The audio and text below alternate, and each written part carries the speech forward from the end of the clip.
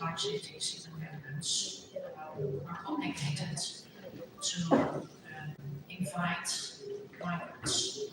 And I think we are a hospitality kind of people in the Netherlands, but it's nice to have them, but not in my backyard. And I think that's where it starts. So, on your question, I looked things up, and the 8.2 billion people nowadays will grow, and the prediction is over 10 billion people.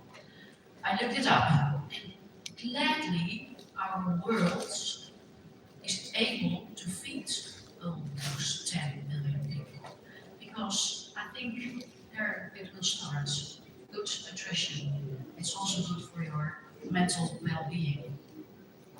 And then the UN gave a report, and from those 8.6 billion people, there are 280 million people, refugees around the world in 2022.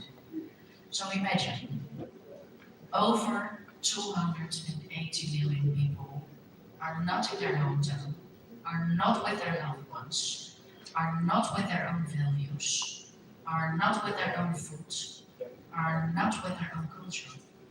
So I think it's devastating at the moment. The UN also pointed out that there will be some ethical dilemmas, so cultural, language, economics, racial, and even administrative barriers. So we have to bear in mind over 280 million people.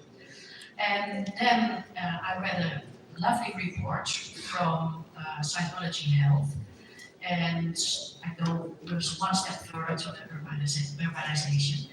And in 2023, there was 55% city living on Earth.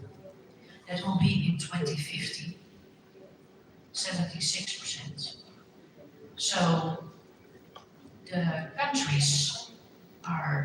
cities are growing and growing and growing. And in the Netherlands, we have a small problem. Actually, it's a large problem. There are not enough houses.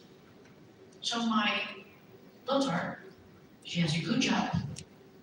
She can't afford to buy a house because there aren't homes to buy.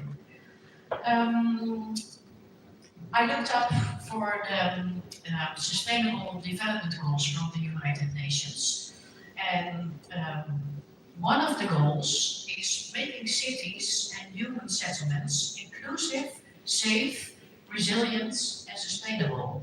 I think it's a large goal, and for all the people who are here are listening, it's important to bear that in mind.